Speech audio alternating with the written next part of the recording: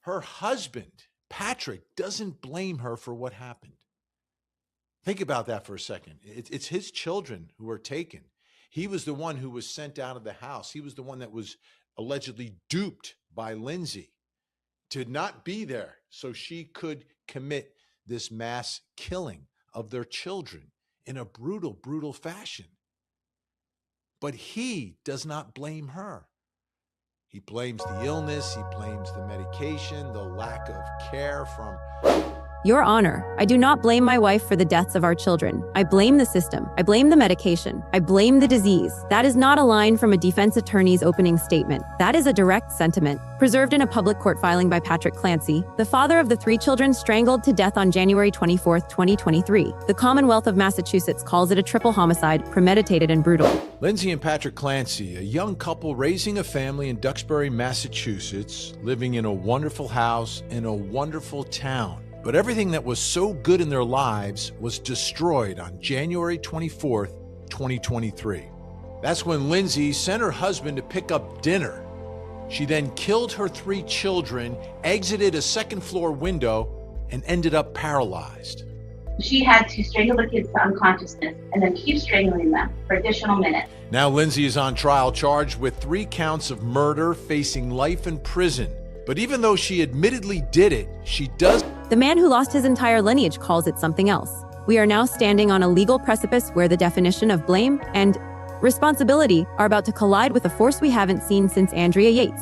Imagine a burning building. The fire is out. The arson investigator walks through the rubble, past the 3 small bodies, and he doesn't look for an accelerant. He looks at the faulty wiring in the walls. Because the concerns and the fear that a woman has. But a woman who has suffered and has put up with this affliction. Lindsay's documented history of recent mental illness will make this a very difficult case for the jury. And now we get ready for opening statements as the trial of Lindsay Clancy gets set to begin. This is the biggest trial of the summer, and 12 citizens who got that notice in the mail will sit in the box and make the decision. He doesn't blame the fire. He blames the house. That is the cognitive dissonance 12 jurors in Plymouth County must now navigate. Before we go deeper into what the documents actually show, make sure you're subscribed to Endless Cryme, because we don't just cover the story, we follow the evidence. The prosecution's filing is a cold, chronological scalpel. Exhibit A is the map. So the Commonwealth is coming forward and saying Lindsay Clancy is a murderer. These triple murders were premeditated. And kind of what they're pointing to here is the day of the incident that happened on January 24th of 2023. Lindsay Clancy had her husband Patrick run out, leave the house, go to CVS and pick something up, and then go to a restaurant nearby and pick something up there. Now, what the prosecution is going to point to is that ahead of all of this, Lindsay was very of sound mind. When she called the restaurant, the person who picked up and took her order said she sounded great. I didn't have any problems understanding her. She ordered items that were off the menu. Everything made sense. This was just a normal call. I wouldn't have known any different. In addition to all of this, they're going to point to Lindsay going to Google Maps and looking how far is my house from this restaurant and from CVS. Essentially, what the prosecution is going to say is she was timing it. She wanted to make sure that Patrick Clancy was out of the house, away, distracting himself by picking up this dinner and going to CVS so that she had enough time to carry out this plan. And I think they're really going to highlight the fact that she used exercise bands to strangle these children. And that is such a gruesome way to die, number one. Number two, the fact that they have to be, I mean, this is very gruesome and something the prosecution is going to talk about. On the afternoon of the killings, Lindsay Clancy's browser history shows a Google Maps query calculating the distance from the family home to the CVS and the restaurant. 3 miles, a 7-minute drive. The act itself, the strangulation of a 5-year-old, a 3-year-old, and an 8-year-old is not instant. Medical science dictates that losing consciousness takes minutes. The continuation of pressure required after the body goes limp takes a sustained, deliberate force that resets the brain's panic threshold. 3 times, the resistance didn't stop. The state will argue that the calculation of a 7-minute drive proves Lindsay Clancy understood time and space. She understood causation. She gave herself a window. The defense, led by a team staking everything on a lack of criminal responsibility, does not dispute the mechanics of the map. They dispute the operator. They argue the woman who built a survival window was already legally dead herself, her brain chemistry hijacked by a rare and violent psychosis. What's really interesting about this case is it's not a whodunit. Right away, the defendant is coming out and saying, yes, I did do this. I did kill my 3 children, which is not something you usually see when a person is pleading not guilty. But in this instance, the defense is saying that Lindsay Clancy had some sort of mental disease or defect that prevented her from knowing what her conduct was wrong at the time, or being able to conform to everyday conduct that you need to follow, i.e. not murdering your children. So the defense is going to come out, strong. They've got the medical records in their back pocket to show that Lindsay Clancy was on a whole host of medications. I mean, we're talking things like Zoloft, Prozac, Ambien. I mean, the list goes on and on. She had multiple different that she was prescribed at the same time. And I bet you we're going to hear from experts who are saying, I don't know about, mixing these 2 medications together. What could it cause? And that's another thing that Lindsay Clancy has come out and said in one of the lawsuits, stated that she started to hear voices at the time, that she wasn't able to control this urge. And so I think the prosecution is really going to rely heavy on the postpartum psychosis. They're going to have to explain it because, as you pointed out, some people may have experienced postpartum depression that are on the jury. That could be good or bad, but postpartum psychosis is much more rare. It's not something you hear. In a legal landscape permanently reshaped by the acquittal of John Hinckley Jr. Yeah, most of what we know from Patrick right now is from this New Yorker article that was published, I want to say over a year ago at this point. I reported on it kind of quite a while ago. And it's interesting because those recordings that were from the interview are likely going to be exhibits that are featured in the trial. So that's interesting. So most of what we know from Patrick right now is from that article. And what he said in it is he regrets it. He is so disturbed. He's so sad that he left that day. And it's kind of one of those things where not to make light of it, but, hindsight is 20/20, where you're like, oh, I shouldn't have done this. If I wasn't in my right mind, I wasn't thinking. It seems to me like it's kind of that thing. And I mean, Patrick Clancy has been outspoken both in that article and in the GoFundMe page saying, this wasn't my wife. She had something. She was dealing with postpartum psychosis. There are medications that have caused this. There was treatment that caused this. There were a lot of red flags and he also in his lawsuit has kind of pointed the finger at the people who prescribed her all of this. Where the not guilty by reason of insanity plea became a statistical ghost, the jury usually needs permission to show mercy. They rarely grant it. When Andrea Yates drowned her 5 children, it took 2 trials and a mountain of medical failures to overturn the initial verdict. The gut screams for consequence. But what happens when the man holding the rights to the victim's memories releases the perpetrator? What happens when the husband says the real killer wasn't in the room, that it was a chemical fire in the attic of his wife's mind? The parallel narrative lives in a pill bottle. It lives in the records from McLean Hospital, a fortress of psychiatric care just weeks before the children stopped breathing. Lindsay Clancy was prescribed a cocktail of drugs, Zoloft, Prozac, Ambien, and others. Pharmacological cascade that the defense will paint as a failed experiment. This is not the Twinkie defense. This is a medical liability argument. The ticking clock moment arrives here, not in the courtroom, but in the silent space between a doctor's prescription pad and a patient's kitchen counter.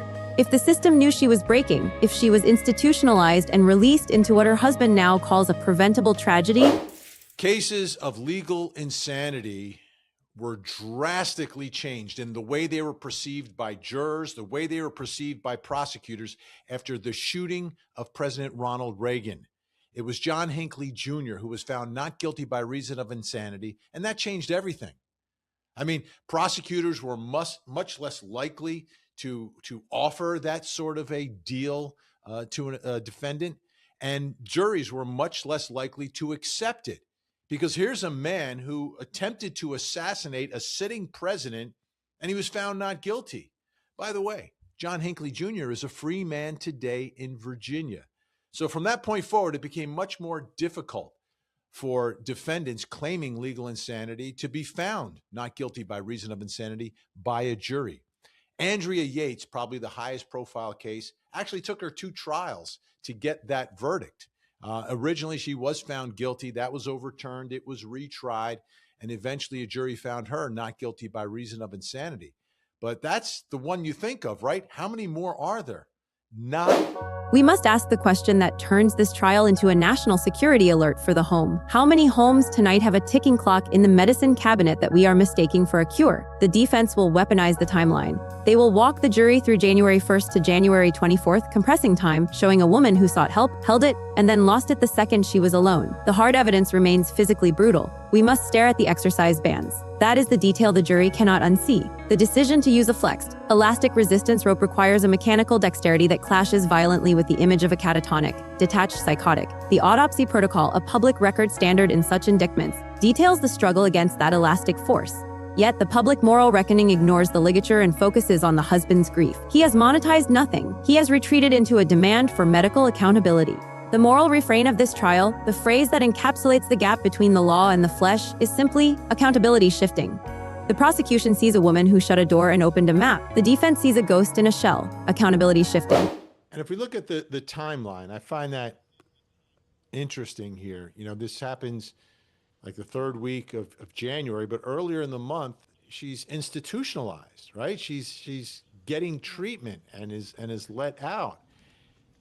It's rare that I've seen a case where someone is hospitalized for a mental issue, then commits some sort of an offense or a crime, in this case, killing children, in such a quick time period between the two. I've got to believe that's a huge part of what we're going to hear from the defense, that she's trying to get the help. She's institutionalized. She's trying to get help in the hospital. And what were the circumstances surrounding the release from the hospital? Did she release herself? Was she told, you know, you can't stay here anymore? Do we know the details of why she was no longer in the hospital? Yeah, the succession of things is really quick, and I do think it's something that the defense is going to point to, right? In the beginning of the month, she was at McLean, she was staying there, and all of a sudden 3 weeks later on January 24th, this horrific incident happens. And this is something too, by the way, that Patrick has said. He came out and said, you know, I wish she was in McLean every day. If we had to lock her up, so to speak, and put her there to keep her and the kids safe too in all of this, I wish that's what would have happened. Now, I don't know necessarily exactly what happened upon her release because, you know, the HIPAA laws, I'm not able to get my hands on her medical records exactly. Potentially, we could hear more about that when it comes out at the trial. You know, maybe her doctors could testify or medical experts. I guess we'll kind of have to wait and see about all of that. But I do think the defense will rely on that and say, hey, she was just institutionalized. We're, you know, saying that she's not criminally responsible.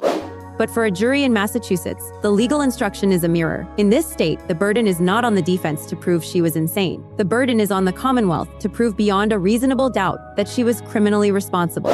Right, because this morning, it was like we're really, really close to having that final juror seated. It seems like opening statements would be tomorrow. At least that's kind of the impression that we were all under.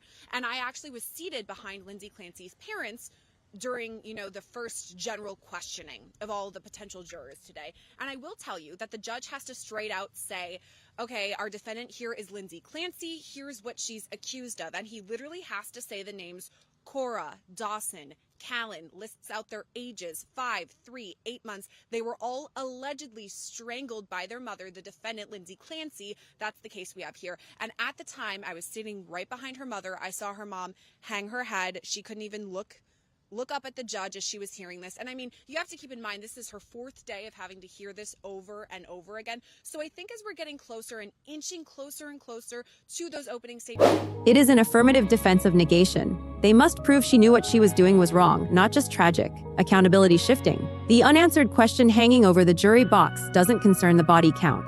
It concerns the definition of self. If the brain is an organ, and that organ fails like a heart fails, at what point do we treat a crime scene as a medical malfunction? If Patrick Clancy can look at the autopsy photos of his 8-month-old son and still say, that wasn't my wife, can a juror tell him he is wrong? Yeah, we also got this attributed to the Boston Globe, so I was able to take a look at the jury questionnaire. Now, I asked who the source was, and the Globe reporter said, I can't tell you, I can't give away the source, but it is a reputable source. So we're citing the Boston Globe in all of this, and taking a look at it, it's only a 8-question jury questionnaire, and it asks things like, do you have any experience with bipolar disorder, postpartum depression, postpartum psychosis, any sort of, you know, medication that would be involved in the mental health of it all? And the other thing that was mentioned in this jury questionnaire is really interesting here. In the state of Massachusetts, it's not an insanity defense. That's what most of us think it is. But here it's criminal responsibility. So in the jury questionnaire, it pretty much lays out it's not on the burden at all of the defense to prove that she is, had some sort of mental disease or defect at the time. In fact, the burden is on the Commonwealth to prove that Lindsay Clancy was criminally responsible at the time of this alleged crime. So it's kind of confusing, but that was kind of laid out in the jury questionnaire. But most of the things that I've heard both in the questionnaire and the individual voir dire have been about mental health. Accountability shifting. The state says she understood the CVS receipt. The father says the receipt was written by a disease. We want to bring you directly into this analysis. There is a specific court filing sitting in the Plymouth County Superior Court system right now, the Commonwealth's motion in Lemeen regarding the Google Maps evidence. It is a public document. Go find it. Read the state's logic on premeditation. Then look at the defense's response regarding the release from McLean Hospital. Compare the two timelines. We are asking you a direct question. Where is the line between a tragic system failure and a criminal act? Tell us in the comments. If this legal architecture fascinates you, make sure you like this video, share it to keep the analysis going, and subscribe to Endless Crime with notifications on. We don't chase the spectacle, we read the dockets.